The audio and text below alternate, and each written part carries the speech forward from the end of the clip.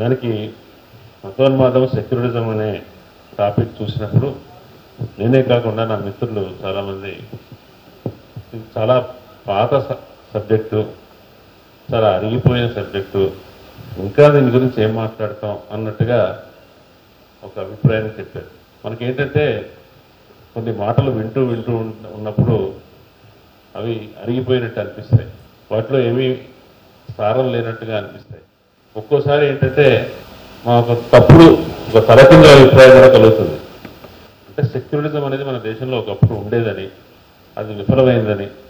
కొంతమంది ఏమనుకుంటారంటే మన దేశంలో సోషలిజం ఒకప్పుడు ఉండేదని, అది విఫలమైందని, విఫలం అవటం వల్ల ఇప్పుడు ఆర్థిక సంస్కరణలు వచ్చాయని, ఆర్థిక సంస్కరణలు అనేవి దానికంటే ఉన్నతమైన వ్యవస్థను సూచిస్తాయని అనుకునే వాళ్ళు ఉంటారు. అంటే మన అనుభవానికి రాని విషయాన్ని కూడా మనం అనుభవం అయిందనిగా చరిత్రను అట్లా చూడటం, వ్యాఖ్యానించడం అనేది ఒక అలవాటు అయిపోయింది. నిజమే, ఈ మాటలు మతోన్మాదం అనే మాట, సెక్యులరిజం అనే మాట చాలా ఒక రకంగా అబ్యూజ్ అయిపోయిన మాట.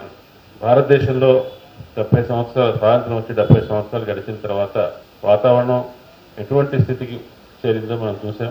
మొన్నటి ఎన్నికల్లో, జాతీయ స్థాయి ఎన్నికల్లో మతోన్మాద శక్తులు బలహీనపడ్డాయి. అంటే ఓట్ల సంఖ్య రీత్యా, సీట్ల సంఖ్య రీత్యా బలహీనపడ్డాయి. అవి బలహీనపడటం వెనుక లౌకిక, ఉదారవాద, ప్రజాస్వామ్య, వామపక్ష శక్తుల కృషి పెద్దగా ఉందని నేను అనుకోవట్లేదు. పార్లమెంట్లో సీట్లు మాత్రమే తగ్గే తప్ప భారతీయ సమాజంలో వారి ప్రభావం కానీ, వారి శక్తి కానీ, వారి భారతీయ సమాజంలో వారు సంపాదించుకున్న ప్రాబల్యం ఏమాత్రం బలహీనపడిందని నేనైతే అనుకోవట్లేదు. అయితే తప్పనిసరిగా పార్లమెంట్లో బలం తగ్గటం అనేది వాళ్ళకి వాళ్ళ ఒక స్థాయిలో వాళ్ళ బలహీనతను చూపిస్తుంది. ప్రజలు తమను తాము బలపరచుకోవడానికి, తమను తాము మెరుగుపరచుకోవడానికి ఒక అవకాశాన్ని కూడా సూచిస్తుంది. దేశమంతా, అంటే ముఖ్యంగా ఉత్తరప్రదేశ్లో, ఉత్తర భారతంలో ఏదైతే భారతీయ జనతా పార్టీ బలంగా ఉందనుకుంటామో అక్కడ వాళ్ళ బలం తగ్గటం ఒక ఆస్పెక్ట్ అయితే, తెలంగాణలో, దక్షిణ భారతంలో, తెలంగాణలో బాగా పెరగటం, దక్షిణ భారతంలో వాళ్ళ ప్రవేశం ఎంతో కొంత జరగటం అనేది ఒక ప్రత్యేకమైన అంశం. ఇక్కడ భారతీయ జనతా పార్టీ అనే ఒక పార్టీ ఎక్కడ పెరగకూడదా, వాళ్ళకి బలం రాకూడదా, వాళ్ళు ఎన్నికల్లో పోటీ చేసి ప్రజల అభిమానాన్ని పొందకూడదా అనే ఆ మౌలిక ప్రశ్నలో నేనేమి విభేదించట్లేదు. వాళ్ళకి అన్ని పార్టీలకు ఉన్నట్టుగానే వాళ్ళు కూడా తాము బలపరచుకోవడానికి హక్కు ఉన్నది, చేసుకోవచ్చు. కానీ వాళ్ళు ఏ ప్రాతిపదికన చేస్తున్నారో ఆ చేసే వాళ్ళ విస్తరణ ఏ ప్రాతిపదికన జరుగుతుంది అనే దాంతో మనకు భేదాభిప్రాయం ఉంది. వాళ్ళ విస్తరణ భారతీయ సమాజాన్ని మత ప్రాతిపదికన విడదీయటానికి, ఆ విభజన ఆధారంగా తీవ్ర జాతీయవాదాన్ని నిర్మించడానికి, ఆ తీవ్ర జాతీయవాదం ఆధారంగా కార్పొరేట్ ఆధిక్యత, కార్పొరేట్ నిరంకుశత్వం ఉండేటువంటి ఒక వ్యవస్థను ఏర్పాటు చేయడానికి వాళ్ళు ప్రయత్నిస్తున్నారు. కాబట్టి ఆ ప్రయత్నం మీద అభ్యంతరం ఉంటుంది. అది కాకుండా వాళ్ళు ప్రజా సమస్యల మీద, సాధారణంగా సెక్యులర్ సమస్యల మీద, సెక్యులర్ సమస్యలు అంటే మత ప్రమేయం లేని సమస్యల మీద వాళ్ళు జన సమీకరణ చేసుకొని వాళ్ళ బలాన్ని పెంపొందించుకుంటే ఎవరికి అభ్యంతరం ఉండాల్సిన అవసరం లేదు. కానీ ఇదంతా ఎట్లా జరిగింది, ఎందుకు వాళ్ళు ఇంత బలపడే స్థితికి వచ్చారు అనే దాని గురించి ప్రశ్నించుకోకుండా, దాన్ని మనం సమీక్షించుకోకుండా, కేవలం వాళ్ళు బలపడడం వాళ్ళ నేరమైనట్టు మనం దాన్ని దూషించుకుంటూ శాపనార్థాలు పెట్టుకుంటూ కూర్చున్నాం కదా, ఉపయోగం లేదు. వాళ్ళు బలపడటం వెనక మతత్వ శక్తులు బలపడ్డాయంటే మతత్వ శక్తులకు భిన్నంగా ఉండే మత సామరస్య శక్తులు, ఉదార శక్తులు, వామపక్ష శక్తులు, వీటన్నిటి వైఫల్యం నుంచే వాళ్ళు బలపడటం అనేది జరిగింది. ఇప్పుడు దాన్ని సరిచేయాలంటే కేవలం మనం ఇంతకాలం దాకా మాట్లాడుతున్న విషయాల్ని మాట్లాడుతూ పోవటం వల్ల మాత్రమే అది జరగదు. సదస్సులు పెట్టడం చాలా మంచి పని, చర్చించుకోవడం మంచి పని. కానీ ఈ చర్చలో ఏం జరగాలంటే, మనం ఏదైనా ఇంతకాలం చేసిన ప్రయాణంలో ఏదైనా మనం సరైన దారిలో నడిచామా, సరిగ్గానే మాట్లాడేమా, మనం నరేటివ్స్ బిల్డప్ చేయగలుగుతున్నామా, మనం మాట్లాడే మాటలు ప్రభావవంతంగా ఉంటున్నాయా, మన మాటలు నిష్ఫలం అయిపోతున్నాయా, లేనప్పుడు కొత్త వాదనలు ఎట్లా నిర్మించాలి, ఇవాళ నేను చూస్తున్నట్టు సామాజిక మాధ్యమాల్లో కానీ, ప్రధాన స్రవంతి మీడియాలో కానీ, అనేక వేదికల మీద మతత్వవాదుల వాదనలు చాలా పదునుగా ఉంటాయి. మనం సమసమాజం కోరుకుంటున్నామని సమసమాజ శక్తులుగా మనల్ని మనం చెప్పుకుంటాం. వాళ్ళు కూడా సమసమాజాన్ని కోరుతున్నారు. మన హిందువులకు ముస్లింలకు మధ్య తేడా ఉండకూడదని, ముస్లింలకు పట్ల అధిక ప్రేమ చూపకూడదని, ముస్లింల మీద సానుకూల వివక్ష ఉండకూడదని, లభిస్తున్నటువంటి వివక్ష తగ్గిపోవాలని, నేను కోరుకుంటున్నాను. వాళ్ళ వాళ్ళ వాళ్ళ నెరేటివ్ ఒకటి ఉంది. వాళ్ళు కేవలం వాళ్ళు హిందూ ముస్లిం అనే ఒక రెండు వాదనలను మాత్రమే తీసుకొచ్చి ఒక బైనరీని ఒక ద్వంద్వాన్ని తీసుకొచ్చి మన ముందు పెట్టట్లేదు. వాళ్ళు మొత్తం చరిత్రని పునర్వ్యాఖ్యానిస్తున్నారు. చరిత్రను పునర్వ్యాఖ్యానిస్తుంటే వాళ్ళు చేస్తున్న వ్యాఖ్యానాలకి మనం అంత బలంగా ఎదురువాదన చేయలేకపోతున్నాం. వాళ్ళ సమస్యను జాతీయోద్యమం దగ్గరికి తీసుకొస్తున్నారు. వాళ్ళ మూలాలను జాతీయోద్యమం దగ్గర నుంచి నిర్మించుకుంటూ వస్తున్నారు. తప్పు ఎక్కడ జరిగిందనే దాని దగ్గర నుంచి అసలుకి సావర్కర్ని పైకి తీసుకురావడం దగ్గర నుంచి మొదలుపెట్టి జాతీయోద్యమ చరిత్రను ఇంకో రకంగా వాళ్ళు వ్యాఖ్యానిస్తూ వచ్చి ఆ తప్పు నెహ్రూ దగ్గరే జరిగిందని, అంతకుముందు గాంధీ దగ్గరే జరిగిందని అంటూ ఉండేవాళ్ళు. కానీ ఎందుకైనా మంచిదని ప్రాక్టికల్గా ఆ టోన్ తగ్గించి గాంధీ మీద కూడా వాళ్ళకి చాలా అభియోగాలు ఉన్నాయి. ఆ విషయాన్ని గాడ్సేని పూజించడం ద్వారా, గాడ్సే జయంతులు జరపడం ద్వారా వాళ్ళలోని ఫ్రింజ్ ఎలిమెంట్స్ అంటాం, వాళ్ళలోనే కొంతమంది ఇంకా తీవ్రవాద శక్తులు కొందరు ఉంటారు. వీళ్ళే తీవ్రవాదులు అంటే వీళ్ళకంటే తీవ్రవాదులు కొంతమంది ఉంటారు. వాళ్ళని కూడా ఆ శక్తులు అలవ్ చేస్తూ ఉంటాయి. వాళ్ళు అప్పుడప్పుడు వాళ్ళ ఎక్స్ప్రెషన్స్ ఇస్తారు, వాళ్ళు గాడ్సే జయంతులు జరిపి చేస్తారు. అట్లా వాళ్ళ ఆలోచన విధానం ఏంటో వాళ్ళు కేవలం ఒక స్ట్రే థాట్స్ కాదు, వాళ్ళ ఆలోచనలు వాళ్ళు ఒక వ్యవస్థగా నిర్మించుకుంటూ వస్తున్నారు. ఈ విషయాన్ని తెలంగాణ విషయానికి వచ్చేసి ఈ విషయాన్ని నేను దాదాపు 5-6-7 సంవత్సరాల కింద నుంచి సూచనాప్రాయంగా నేను రాసే రాతల్లో చెప్తూ వచ్చాను. తెలంగాణ సాయుధ పోరాటాన్ని మరో రకంగా చిత్రించే ప్రయత్నం జరుగుతోంది. తెలంగాణ రైతాంగ సాయుధ పోరాటం జరిగిన ప్రదేశాలకు వెళ్ళి వాళ్ళు దాన్ని విజిట్స్ చేస్తూ ఆ ప్రదేశాన్ని క్లెయిమ్ చేసుకుంటున్నారు, ఆ చరిత్రను క్లెయిమ్ చేసుకుంటున్నారు. ఆ పోరాటాన్ని హిందూ ముస్లిం రక్షణగా చిత్రించే ప్రయత్నం జరుగుతోంది. కమ్యూనిస్టులు ఏమీ చేయట్లేదు దాని గురించి అనే విషయాన్ని నేను విమర్శనాత్మకంగా చాలా సందర్భాల్లో రాశాను. నిజంగానే ఆ వైఫల్యం ఇవాళ రజాకార్ అనే సినిమా రావటం వల్లే కాదు, నిజంగానే తెలంగాణలో చాలామంది తెలంగాణ సాయుధ పోరాటం ఒక ముస్లిం పాలకుడికి హిందూ ప్రజలకు మధ్య జరిగిన ఘర్షణగా అనుకునే ప్రమాదం, కొత్త జనరేషన్స్ అనుకునే ప్రమాదం ఉంది అనుకుంటున్నారు. ఎందుకు మనం దాన్ని కౌంటర్ చేయలేకపోయాం? ఇవాళ మెజారిటీ ప్రజలు ఎవరైతే మనం అనుకుంటున్నామో ఎస్సీ, ఎస్టీ, బీసీ, మైనారిటీ, రైతు కూలీలు, అట్టడుగు వర్గాల వాళ్ళు, మెజారిటీ వాళ్ళు, వీళ్ళు 85% ఉన్నారు. ఈ 85% బాధపడుతున్నారు. ఒక 10% మంది, 5% మంది అన్ని సుఖాలను వాటిని అనుభవిస్తున్నారు. ఇది మెజారిటీ వర్సెస్ మైనారిటీ. వాళ్ళు కూడా అదే చెప్తున్నారు. 180% మంది హిందువులు బాధితులుగా ఉన్నారు. హిందువులు అన్ని విషయాల వివక్షను ఎదుర్కొంటున్నారు. వాళ్ళ ఉనికికి ప్రమాదం ఏర్పడుతుంది. ఒక 15% మంది ఉన్న మైనారిటీలు అన్ని సౌకర్యాలను అనుభవిస్తున్నారు. వాళ్ళ నుంచి హిందువులకు ప్రమాదం. వాళ్ళు ఒక నెరేటివ్ బిల్డప్ చేశారు. ఆ నెరేటివ్ బిల్డప్ చేసినప్పుడు దానికి కౌంటర్ నెరేటివ్ మనం ఎట్లా బిల్డప్ చేయాలి, ఏం చేయాలి కదా? ఇది ఇవాళ మాట్లాడే వాళ్ళు కమ్యూనిస్టులు. ఒకప్పుడు మీకు బంచ్ ఆఫ్ థాట్స్లో గోల్వాల్కర్ 3 శత్రువులు అని చెప్పాడు భారతదేశానికి. ఒకడు హిందువులు, ఒకడు ముస్లింలు, 3 కమ్యూనిస్టులు.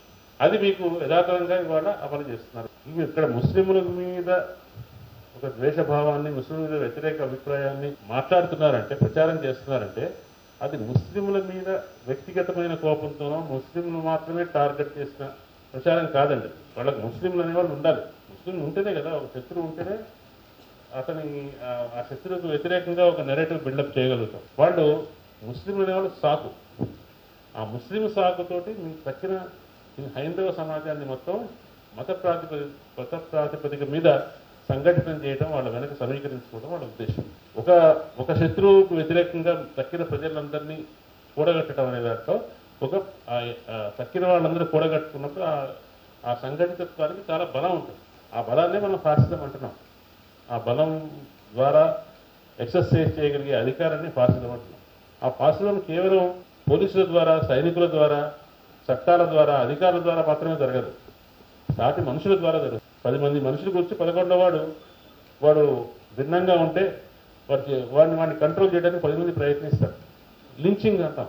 రోడ్డు మీదనే మనం నిర్ణయిస్తాం వాడి దోష, వాడి టిఫిన్ బాక్స్లో ఉన్న మాంసం ఏ మాంసం అని మనమే నిర్ణయించి వాడిని అక్కడే శిక్షిస్తాం. ఇద్దరు ఆరామగా వెళ్తుంటే ఇద్దరు వేర్వేరు మతాల వాళ్ళ, అది లవ్ జిహాదా, ఆ అమ్మాయి వాళ్ళిద్దరు ప్రేమించుకుంటున్నారా, స్నేహితుల, పొరుగు వాళ్ళని చూడం. ఒక హిందూ అబ్బాయి, ఒక ముస్లిం అమ్మాయి, లేదా అటు ఇటు ఎట్లా కనిపించినా సరే వాళ్ళని అక్కడనే వాళ్ళని శిక్షిస్తాం. ఈ సామాజికంగా విజిలాంటీస్ అంటే ఏమంటాం, స్వయంగా పోలీస్ పని చేసేవాడు, స్వయంగా నిఘా పెట్టేవాళ్ళు, శత్రువులను గుర్తించేవాడు, వాళ్ళ ద్వారా సమాజాన్ని నియంత్రిస్తారు వాళ్ళు. ఆ నియంత్రణ చాలా ప్రమాదం. పోలీసులు పట్టుకుంటే చట్ట ప్రకారం వెళ్తే కోర్టును ఆశ్రయించవచ్చు, ఏదో చేయొచ్చు. ఏదో ఒక పద్ధతి ప్రకారం జరిగితే దానికి అనేక మార్గాలు ఉంటాయి. కానీ సమాజమే నిర్ణయిస్తే, పీర్ గ్రూపే నిర్ణయిస్తే, మనం ఏం చేయాలో మన పక్కింటి వాడే తెలియజేస్తే, మన పక్కింటి వాడు నిర్ణయిస్తే అటువంటి వాతావరణాన్ని ఫాసిజం తీసుకొస్తుంది. అది సోషల్ ఫాస్ట్. దాన్ని మనం ఎట్లా కౌంటర్ చేస్తాం? నేను గమనించాను, చాలామంది కమ్యూనిస్టు మిత్రులు, వివిధ కమ్యూనిస్ట్ సంఘాల్లో పనిచేసిన వాళ్ళు 10 నిమిషాల సేపు సెక్యులరిజం మాట్లాడి 11వ నిమిషం ఎట్లాగైనా వాళ్ళు కొంచెం తేడా అబ్బా, వాళ్ళు కొంచెం వాళ్ళ వల్ల కొన్ని ఇబ్బందులు ఉంటాయి, వాళ్ళు కూడా మార్చుకోవాలి అంటారు. మార్చుకోవాలి, అందరూ మార్చుకోవాల్సిన విషయం చాలా ఉంది. కానీ ఈ వామపక్షవాదులు కూడా ఈ మెజారిటీ మైనారిటీ ద్వంద్వ మీద వస్తున్నటువంటి నెరేటివ్ని వాళ్ళు యాక్సెప్ట్ చేసి వాళ్ళు కూడా ఎంతో కొంత గివిన్ అవుతున్నారు. వాళ్ళు ఎంతో కొంత వాళ్ళు లొంగిపోతున్నారు ఈ ప్రచారానికి. ఇంతకాలం మనం సెక్యులరిజం పేరుతో చేస్తున్నటువంటి వాదనలు, చేసుకుంటున్న ఆచరణ సక్రమమైనవి నేను చెప్పట్లేదు. సక్రమైనవి కావు. సక్రమైతే ఇది ఈ ప్రాసెస్ ఎందుకు జరుగుతుంది? మనం ఇవాళ మతత్వానికి ఇంత బలం రావడానికి కారణం ఏంటి? ఈ మతత్వము జాతీయవాదము రెండు కలవటం వల్ల వచ్చిన ప్రమాదమే. మతత్వము జాతీయవాదము రెండు కలవటం వల్ల ఇవాళ మనం ఈ ప్రమాదాన్ని ఎదుర్కొంటున్నాం. ఇది మత జాతీయవాదం అంటున్నాం. అంటే ఈ దేశం హిందువులది. భారత జాతీయత హిందూ మతస్థులు కావడం రెండు వేర్వేరు కావు. హిందువులు మాత్రమే నెంబర్ 1 జాతీయులు. ఇతరులు భారత జాతీయులు కావాలంటే వాళ్ళ దేశభక్తిని నిరూపించుకోవాలి, లేదంటే ద్వితీయ పౌరులుగా ఉండటానికి యాక్సెప్ట్ చేసి లొంగిపోయి ఉండేటువంటి తరహా పౌరులు కావాలి. కానీ ఈ మత జాతీయత వ్యాప్తి చెందడానికి కమ్యూనిస్టులు కూడా చాలా దోహదం చేశారు. నిజానికి జాతీయోద్యమ కాలంలో అంతర్జాతీయ తత్వం వల్ల అనేక విమర్శలు ఎదుర్కొన్న కమ్యూనిస్టులు తాము అందరికంటే ఎక్కువ జాతీయవాదులు అని నిరూపించుకునే ప్రయత్నం చేయడం మొదలుపెట్టారు. ముఖ్యంగా 61 చైనా యుద్ధం తర్వాత మరింత సమస్య వచ్చింది. వాళ్ళకి నైతికమైన సమస్య వచ్చిన తర్వాత మేము ఎక్కువ జాతీయవాదులు అని చెప్పుకునే ప్రయత్నం చేసే క్రమంలో ఈ దేశంలోని జాతీయవాదాన్ని బలహీనపరచడానికి ప్రయత్నించిన ప్రాంతీయవాదాన్ని, రకరకాల ప్రాంతీయవాదాలు, కొన్ని ప్రాంతీయవాదాల్లో మతం కూడా, మత సాంస్కృతిక అంశాలు కూడా ఉన్నాయి. వాటిని తీవ్రంగా వ్యతిరేకించడంలో కమ్యూనిస్టులు ముందున్నారు. దేశ సమగ్రత, సమైక్యత అని ఇందిరాగాంధీ ఒక నినాదం ఇస్తే దాన్ని యథాతథంగా ఎటువంటి ప్రశ్న లేకుండా యాక్సెప్ట్ చేసిన వాళ్ళు కమ్యూనిస్టులు. ఎందుకు ఇందిరాగాంధీ ఎవరికి వ్యతిరేకంగా నినాదాలు ఇచ్చింది? సిక్కు తీవ్రవాదులకు వ్యతిరేకంగా నినాదాలు ఇచ్చింది. సిక్కు తీవ్రవాదులకు వ్యతిరేకంగా భారత జాతీయత, తీవ్రమైన జాతీయత అనేది భారతదేశానికి సంబంధించి తీవ్రమైన జాతీయత నిర్మాణం అవుతున్న ప్రాసెస్ లో మొదటి అడుగు ఇందిరాగాంధీ వేసింది. ఇందిరాగాంధీ వేసి ఎమర్జెన్సీ లాగా అందరినీ శత్రువులు చేసుకోవడం కాకుండా సెలెక్ట్ గా కొందరిని మాత్రమే టార్గెట్ చేస్తూ డీల్ చేసే ప్రాసెస్ 80s లో ప్రారంభించినప్పుడు కమ్యూనిస్టులు ఇందిరాగాంధీ చెప్పినటువంటి ఆ జాతీయవాదం వెనక నడిచారు. మేము కూడా మా దేహం ముక్కలైనా పర్వాలేదు, ఈ దేశాన్ని ముక్కలు కానివ్వని లాంటి నినాదాలు ఇచ్చినప్పుడు ఆ నినాదాలు ఎటు తీసుకెళ్తాయి అంతిమంగా తర్వాత పొద్దున మత జాతీయవాదంతో కలిసినప్పుడు అనేదాన్ని, అంటే దేశ సరిహద్దుల్ని కాపాడటం చాలా ముఖ్యం అనేటువంటి నినాదానికి వెళ్ళింది. ఆ రోజుల్లో అవసరాలు, ఆనాటి రాజకీయమైన కంపల్షన్స్, అప్పటి థింకింగ్ ఏమైనా కావచ్చు, కానీ ఈ జాతీయవాదాన్ని బలపరచడంలో, జాతీయవాదంలో ఉండేటువంటి సమస్యలను గుర్తించకుండా దాన్ని బలపరచడంలో, ఈ జాతీయవాదానికి సవాలు చేసే అనేక ప్రాంతీయ ఉద్యమాన్ని వ్యతిరేకించడంలో కమ్యూనిస్టులు చాలా ఒక పొరపాటు చేశారని నేను భావిస్తున్నాను. పొరపాటు చేయటం వల్ల ఇవాళ మతాన్ని జాతీయవాదాన్ని కలిపిన ఈ మతత్వ శక్తులు ముందుకు వచ్చినప్పుడు కమ్యూనిస్టులు నిస్సహాయాలుగా మిగిలిపోయారు. ఇవాళ ఎట్లా హిందువులే ఈ దేశ జాతీయులు అనే వాదం ఒక రకమైన తిరుగులేని వాదం. కాబట్టి ఇవాళ ముస్లింలను మనం ఈ దేశస్తులు కాని వాళ్ళుగా, పరాయ దేశస్తులకు భక్తులుగా, ఏజెంట్లుగా చూసే పరిస్థితి ఏర్పడింది. నెక్స్ట్ ఇప్పుడు వాళ్ళ కమ్యూనిస్టులు కూడా అదే విధంగా వాడు చూస్తున్నాడు.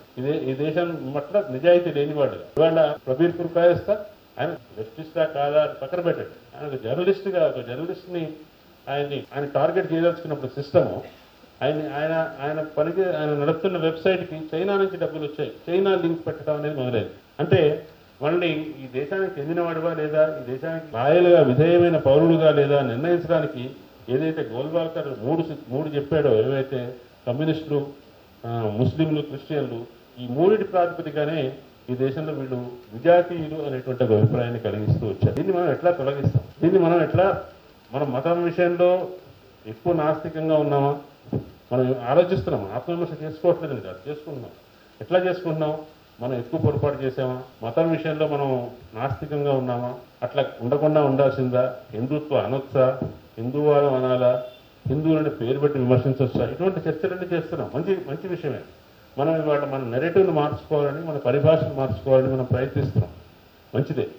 కానీ ఈ చర్చ యొక్క ఫ్రేమ్వర్క్ని మనం నిర్ణయించలేదని వాడు నిర్ణయిస్తున్నాడని కనుక గుర్తుపెట్టుకుంటే మనం ఆ చర్చలోకి మనమే లాగబడుతున్నాం. మనం ఇవాళ నిర్ణయించట్లేదు ఏది చర్చించబడాలి సమాజంలో అనే విషయాన్ని. వాడు ఒక మాట మాట్లాడతారు, మనం దానికి ప్రతిక్రియ చేస్తాం. వాడు ఒక వివాదాన్ని తీసుకొస్తాడు, ఏదో గాడ్సే దేశభక్తుడు అంటాడు, వెంటనే మనం దానికి రియాక్ట్ అవుతాం. లేదా కమ్యూనిస్టులు చైనాకు అనుకూలుడు అంటారు, వెంటనే మనం రియాక్ట్ అవుతాం. లేదా కావడి యాత్రలో ఒక 15 సంవత్సరాల క్రితమే ఒక బీజేపీకి సానుభూతిపరుడైన ఒక మిత్రుడు నాతో అన్నాడు, మేము ఒక మాట అన్నప్పుడు మీరు స్పందించినప్పుడులా మా బలం పెరుగుతుందని. అంటే వాళ్ళు ఒక మాట అంటారు, మనం స్పందించినప్పుడు పోలరైజేషన్ ఎవరు ఎటువైపు అనేది దానికి పోలరైజేషన్ పెరిగి మా బలం పెరుగుతుంది. మీరు ఇంకా అనండి, మీరు ఇంకా తిట్టండి, ఎంత తిట్టే మాకు అంత మంచిది. ఈ వాతావరణం ఎందుకు వచ్చింది అంటే మనం సరిగ్గా సమాధానం చెప్పలేకపోయామా? మనం వాడు చెప్తున్న దానికి నిజానికి ఇంతకాలం మనకు అంటే 2014 దాకా భారతదేశంలో సోకాల్డ్ సెక్యులరిస్ట్ ఆలోచన, ఉదార ఆలోచన, కొద్దిగా వామపక్ష అనుకూలం కూడా కరెక్ట్ కాదు, సమాజం మంచిదే తీసుకురావాల్సిందే, అటువంటి ఒక బ్రాడ్ ఆలోచన పైచేయిగా ఉండటానికి కారణం ఏంటి? పైచేయిగా ఉండటానికి కారణం కాంగ్రెస్ తరహా రాజకీయాలు ప్రాబల్యంలో ఉండి వాళ్ళు ప్రధానమైన నెరేటివ్ని ఇట్లా ఉంచడానికి ఇష్టపడ్డారు కాబట్టి అట్లా ఉంది.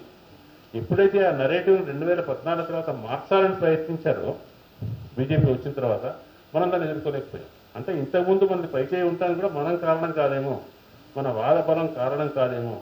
ఆ రోజు అప్పటి ప్రభుత్వాలు వాటి సారాంశంలో ఆ ప్రభుత్వ పాలన ఎటువంటిదైనప్పటికీ భారతదేశపు అధికారిక తాత్వికత, పాలనా వ్యవస్థల తాత్వికత లిబరల్గా ఉంచడం వల్ల మన ఆలోచనలు ఆ రోజున కనీసం నిలబడగలిగింది.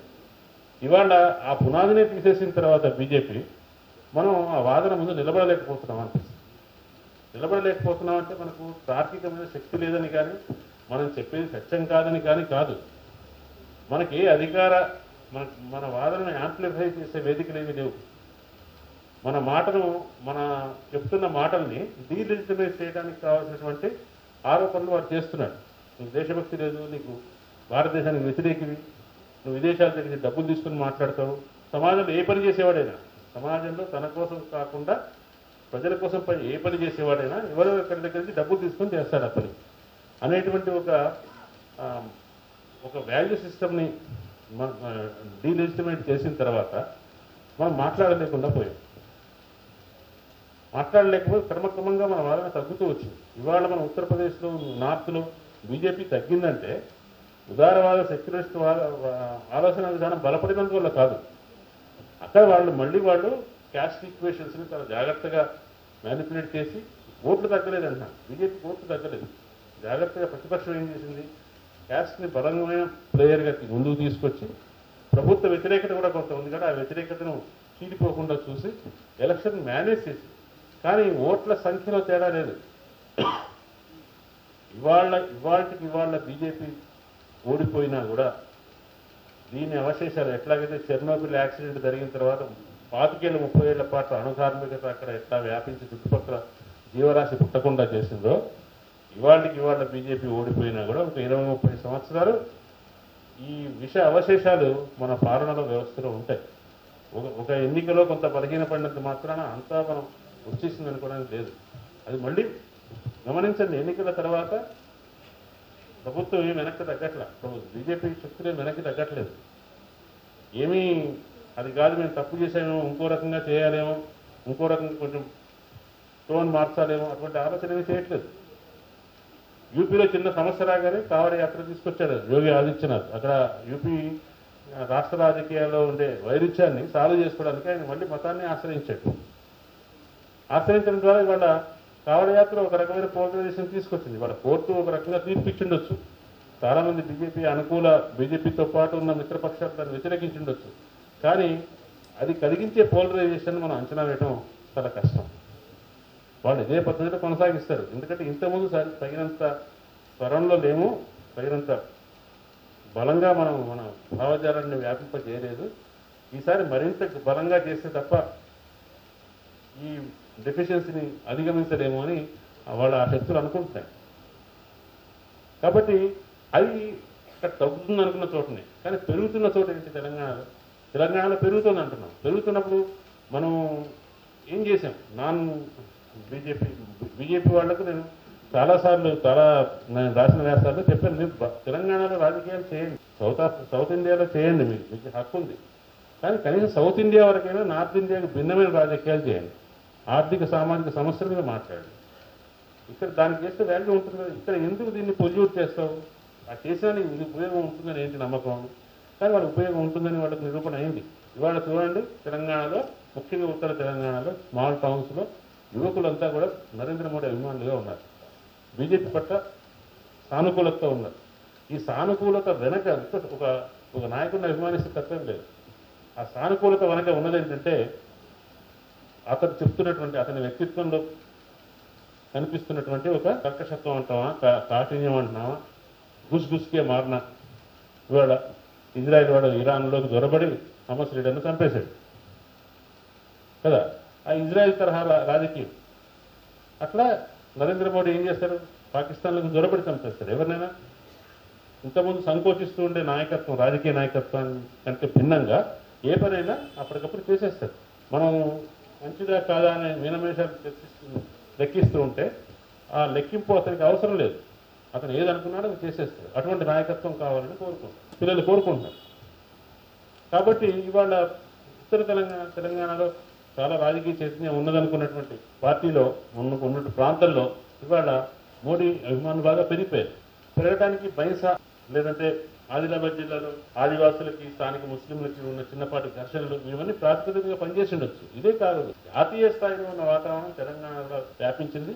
తెలంగాణ ఒక పొటెన్షియల్, బీజేపీకి ఒక పొటెన్షియల్ కేంద్రం. ఎందుకంటే ఎక్కడైతే సమస్యాత్మకమైన చరిత్ర ఉంటుందో ఇక్కడ ప్రజాకారులు, తెలంగాణ సాయుధ పోరాటం, పాలకుడు ముస్లిం, ప్రజలు హిందువులు ఇక్కడ పోరాటం చేశారు. కాబట్టి దీన్ని సృష్టి చేయడానికి, దీన్ని వేరే పునర్వ్యాఖ్యానం చేయడానికి అవకాశం ఉంది. కాబట్టి తెలంగాణ ప్రాంతాన్ని, తెలంగాణ చరిత్రని వాళ్ళు కొత్తగా ప్రజెంట్ చేయడం మొదలుపెట్టారు. ప్రజెంట్ చేస్తున్నప్పుడు మనందరం నిస్సహాయంగా ఉన్నాం.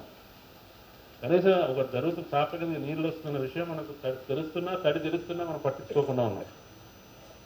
ప్రతి ప్రదేశానికి గుండ్రాంపల్లికి దగ్గర నుంచి ప్రతి ఊరూరికి వాళ్ళు వెళ్ళారు. ఊరూరికి వెళ్ళి వాళ్ళ జెండా పెట్టి వాళ్ళు ఆ పోరాటాన్ని క్లెయిమ్ చేసుకుంటూ మీటింగ్లు పెట్టారు. పెట్టినప్పుడు కమ్యూనిస్టులు ఏం చేశారు? కాబట్టి కమ్యూనిస్టులు ఏం చేశారనే ప్రశ్న అనేది అవతల వైపు నుంచి కాదు, మన నుంచి మనం వేసుకోవాల్సిన విషయం.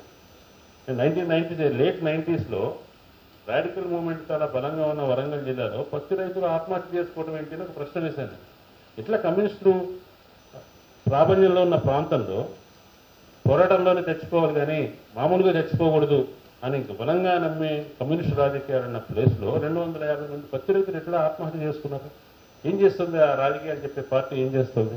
ఎట్లా ఇవాళ మన తెలంగాణలో ఒకప్పుడు కమ్యూనిస్టులు చచ్చాడిన నేల, కమ్యూనిస్టుల ప్రాబల్యం ఉన్న నేల, చాలా ప్రపంచ చరిత్రలోనే గొప్ప అధ్యాయాన్ని సృష్టించిన ప్రాంతాల్లో ఎట్లా భిన్నమైన రాజకీయాలు ఎట్లా ఉంటాయి? ఆ రోజులోనూ లేవు, 1940sలోనూ లేవు. రామరాజ్య పరిషత్ అని ఒక చిన్న పార్టీ, ఏదో ఫార్ రైట్ పార్టీ ఒకటి ఉండేది. ఆర్య సమాజ్ కూడా కొద్దిగా రైటిస్ట్గా ఉండేది, ఎక్కువగా సోషల్ ఇష్యూస్ మీద పనిచేసేది.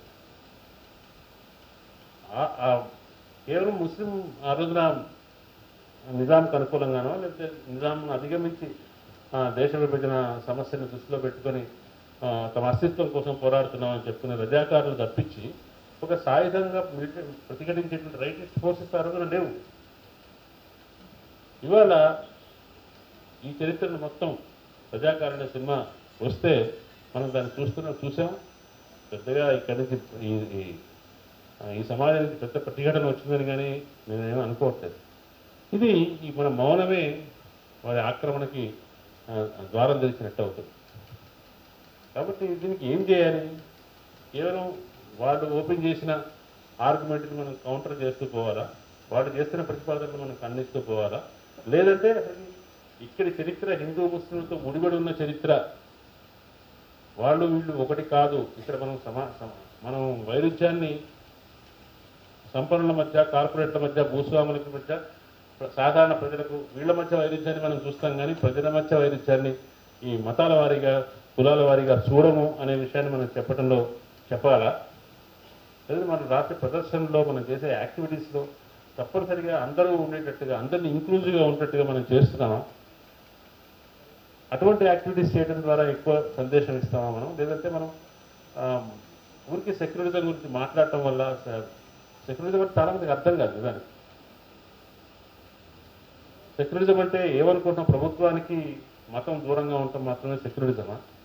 మన జీవిత విధానంలో, మన ఆలోచన విధానంలో, మనం చెప్పే చారిత్రక కథనాల్లో, మన విలువల్లో అన్నింటిలో కూడా అందరినీ, నాట్ ఓన్లీ ముస్లింలను క్రైస్తవులను కాదు, అన్ని కులాల వాళ్ళని, మతాల వాళ్ళని, ముఖ్యంగా అట్టడుగు వాళ్ళని ప్రాధాన్య వివక్ష చూపిస్తూ, ఎట్లాగైతే ఇవాళ మన దళితుల్ని, అట్టడుగు వెనుకబడిన వర్గాల వాళ్ళని ముందుకు తీసుకురావాల్సిన అవసరం ఉంది అనుకుంటున్నాము.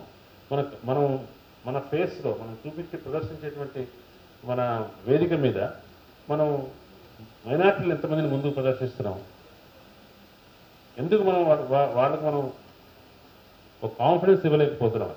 ఒకటి, రెండు రకాలు. ముస్లింలోంచి సొంతంగా ఒక నాయకత్వం వచ్చే అవకాశం లేదు. నాయకత్వం వస్తే దాని వెంటనే ఎక్స్ట్రీమిస్ట్ నాయకత్వం అని ముద్ర వేసే అవకాశం చాలా ఉంది. కాబట్టి వాళ్ళు మెయిన్ స్ట్రీమ్ రాజకీయాల్లోనే హిందువుల నాయకత్వంలో ఉండే వాటిలోనే కాస్త మెరుగైన ఉదార నాయకత్వం ఉన్నటువంటి పార్టీలు మాకు అండగా ఉండాలని కోరుకుంటున్నారు. ఎందుకు కమ్యూనిస్టుల వెనుక ఉండలేకపోతున్నారు వాళ్ళు? లేదా కమ్యూనిస్టులు ముస్లింకు తర్వాత అట్టడుగు వర్గాలకు ఎందుకు లీడర్స్ కాలేకపోతున్నారు? ఇవన్నీ చాలా ప్రశ్నలు ఉన్నాయి. దీన్ని ఒకరు బ్లేమ్ చేయడం కోసం కాకుండా మనం ఇది ఉనికికి సమస్య. ఇది ఇంతకుముందు కేవలం పండిత చర్చ అయి ఉండొచ్చు సెక్యులరిజం అనేది. ఇవాళ తెలంగాణలో కమ్యూనిస్టులకు అది ఉనికి చర్చ. మన ఉనికి ఉంటుందా లేదా ఇక్కడ తెలంగాణలో లేదా సమస్య కమ్యూనిస్టులకు. కాబట్టి ఉనికి ఉండాలంటే ఏం చేయాలి? వాడికంటే భిన్నంగా నువ్వేం మాట్లాడాలి? ఏ విషయాన్ని వాడిని సంతృప్తి పరుస్తుందో, ఏ విషయం వాడిని మోడీ పట్ల ఆరాధకుని చేస్తుందో, ఏ విషయం పట్ల వాడికి ఇదొక పార్టీ రిప్రజెంటింగ్ ద చేంజ్, ఏది మార్పు ప్రతీకగా ఉంటుందో ఆ పార్టీని యువకులు ఇష్టపడతారు. అది తప్పుడు చైతన్యం కావచ్చు, ఒక పార్టీని తప్పుడుగా గుర్తించదు మార్పు ప్రతీకని, కానీ ఆ సమయంలో అది మార్పులు తీసుకొస్తుంది అనుకున్న శక్తి మీద వాళ్ళు మళ్ళుతారు. ఎందుకు వాళ్ళు చేస్తున్నారు? దాన్ని మనం గమనించామా? సమాజం యొక్క గుండె చప్పుడిని, నాడిని మనం సరిగ్గానే గుర్తించగలుగుతున్నామా? ఇవి చాలా పెద్ద సమస్యలు. అది ఇవాళ కావడి తీసుకొచ్చారు. కావడి అనే దాంట్లో దారి పొడుగునా ఉండే షాపులు ఏ మతస్థులు ఏంటో చెప్పాలండి. దాంట్లో చూడండి, దానికి కౌంటర్గా ఎవరో ఒకళ్ళు, ఒక ముస్లిం కౌంటర్ తీసుకొచ్చాడు. మీరు మాంసం విక్రయం చేసే, బీఫ్ ఎగుమతులు చేసే కంపెనీలు ఎవరివో మీరు కూడా బోర్డులు పెడతారు. ప్రజలు దాన్ని ఇష్యూను సఫర్ అయ్యే వాళ్ళు ఎవరు ఉంటారో, ఆ ఇష్యూ వల్ల బాధపడే వాళ్ళు ఉంటారో వాళ్ళ దగ్గర నుంచి కౌంటర్స్ వస్తున్నాయి. అట్లాగే ఇప్పుడు వర్గాల మీద పడ్డారు. ఎక్కడైతే హిందువులు ముస్లింలు కలిసి మెలిసి వెలుగుతారో అటువంటి చోట విడదీయడం కోసం చేసే ప్రయత్నం. మీకు ఉత్తరాదిలోకి వెళ్తే మీకు వారణాసిలో కానీ, వైష్ణోదేవి జమ్మూలో వైష్ణోదేవి ఆలయంలో కానీ ఎక్కడైనా భక్తులకు కావాల్సిన అనేక సేవలు కలిగించేది ముస్లింలే. వాళ్ళు అక్కడ తీసుకెళ్లే జట్కాలు నడిపేవాళ్ళు కానీ, గుర్రాలు నడిపేవాళ్ళు కానీ, ఇక్కడ వారణాసిలో వస్తే టెంపుల్ చుట్టూ ఉన్న పరిసర ప్రాంతాల్లో సిల్క్ చీరలు చేసేవాళ్ళు కానీ, అనేక మంది చిల్లర వ్యాపారస్తులు కానీ కలిసి మెలిసి ఉన్నారు అక్కడ. వీళ్ళు హిందువుల గుడి దగ్గర ముస్లింలు అమ్మకూడదు, హలాలు చేసిన దాన్ని హిందువులు తినకూడదు, దర్గాలకు హిందువులు వెళ్ళకూడదు, షిరిడి సాయిబాబాని హిందువులు మొక్కకూడదు. ఇవన్నీ చూడండి, ఏ పాయింట్స్ దగ్గర హిందువులు ముస్లింలు కలిసి ఉంటారో అక్కడ విడదీయటం, ఒకరి మీద ఒకరికి అప్రమకాన్ని, ద్వేషాన్ని కలిగించిన ఒక పద్ధతిగా చేస్తున్నారు. దానికి మన సామాజిక సాంస్కృతికమైన విరుగుడు ఏమిటి? మన కార్యక్రమాల్లో అటువంటి విరుగుడు ఏమైనా ఉందా? ఇది మనం ఆలోచించుకోవాల్సిన విషయం ఉందనుకుంటున్నాను. దేశవ్యాప్తంగా ప్రమాదం తగ్గుతుంది. అధికారంలో వాళ్ళు కొంచెం బలం తగ్గింది కాబట్టి వాళ్ళు తగ్గి ఉన్నారు, కొంచెం తగ్గినట్టు కనపడుతున్నారు. కానీ వాళ్ళ పార్టీ ఐడియాలజీకి సంబంధించి, దాని ఆచరణకు సంబంధించి దాంట్లో వాళ్ళకి ఏమి వెనుకంజ లేదు. మరింత అదే ఇంతకుముందు గతంలో తక్కువ చేసాం, ఇంకా ఎక్కువ చేయడం ద్వారా మాత్రమే మనం నిలదొక్కుంటామనే అభిప్రాయంలో ఉన్నారు. సో దానికి కొంచెం టైం పడుతుంది. ఎన్నికల రాజకీయాల్లో ఉండే ఆ ఈక్వేషన్స్, ఆ సమీకరణలు, వాటి వల్ల దాంట్లో కొన్ని మార్పులు జరగచ్చు. కానీ తెలంగాణలో ఏంటి అనేది పరిస్థితి. తెలంగాణలో ఎట్లా మనం ఏం చేస్తున్నాం? ఇప్పటికి కూడా ఏదో ఒకటి, ఏది ప్రాగ్మెటిక్గా ఉండాలి. మనం మళ్ళీ ఒక ప్రధాన కాంగ్రెస్ పార్టీలో దేని మీద ఆధారపడతాం. ఆ కాంగ్రెస్ పార్టీ వాడు కమ్యూనిస్టుల్ని, సెక్యులరిస్టుల్ని, ఉదారవాదుల్ని అందరినీ ఆసరా వేసుకుని ఆ ఓట్లతో అధికారంలోకి వస్తాడు. అధికారంలోకి వచ్చి మళ్ళీ అతను నిరాశపరుస్తూ ఉంటాడు వాడు మన ప్రజల్ని. అదొక సమస్య, అదొక సైకిల్ నడుస్తూ ఉంటుంది. కానీ దాంతో సంబంధం లేకుండా ఎట్లా ఇదొక్క అంశం మీదనే ప్రజలలో సామరస్య జీవనాన్ని, ప్రజలలో పరస్పర ద్వేషాన్ని తగ్గించే, ఒకరికి వ్యతిరేకంగా చేసే పని కాదు, ఒక పాజిటివ్ పనిగా, ఒక సానుకూలమైన పనిగా ప్రజలలో సఖ్యతను పెంచటం, ప్రజల్లో ద్వేషభావాన్ని తగ్గించటం, ప్రజల్లో సాంస్కృతిక జీవనంలో, రకరకాల రాజకీయ జీవనంలో, కార్యకలాపాల్లో అన్నింటిలోనూ ఇంక్లూజివ్నెస్, అందరూ కలిసిమెలిసి పనిచేసినట్టుగా చూడటం అనే అంశాలని ఒక ఎవరికో వ్యతిరేకమైన రాజకీయ కార్యక్రమంగా కాకుండా ఒక మనకు అనుకూలమైన ఒక సానుకూల సాంస్కృతిక రాజకీయ కార్యక్రమంగా తీసుకోగలిగితే ఉపయోగం ఉంటుంది. అటువంటి కార్యక్రమాన్ని కమ్యూనిస్ట్ పార్టీలు తీసుకోగలవని నాకు నమ్మకం ఉంది. కాకపోతే ఆ రియలైజేషన్ అనేది బలంగా జరగాలని నేను అనుకుంటున్నాను. దీని గురించి చర్చించుకొని మనం తప్పు జరుగుతున్న దాంట్లో మన తప్పు ఉన్నది, మన పొరపాటు ఉంది, మన వైఫల్యం ఉన్నది. ఆ వైఫల్యాన్ని గుర్తించిన తర్వాత నేను చెప్తుందంటే మనం సరి అయినటువంటి ప్రతికథనాల్ని కౌంటర్ నెరేటివ్స్ నిర్మించలేకపోతున్నాము, దాన్ని బలంగా చెప్పలేకపోతున్నాము, దాన్ని బలంగా వ్యాపింపజేయలేకపోతున్నాము, ప్రచారం చేయలేకపోతున్నాము. మన అవతలవాడు వాడి బలంతో రకరకాల మైట్స్తో వాడు మనం ముందుకు తీసుకొస్తున్నటువంటి వాదనలు మనం చూసి నిస్సహాయంగా నిలబడిపోతున్నాం. అటువంటి పరిస్థితిని అధిగమించాలని, అదే మనకు రక్షణ అవుతుందని చెప్తూ ఈ అవకాశాన్ని నాకు ఇచ్చినందుకు తెలియజేస్తాను. Thank you.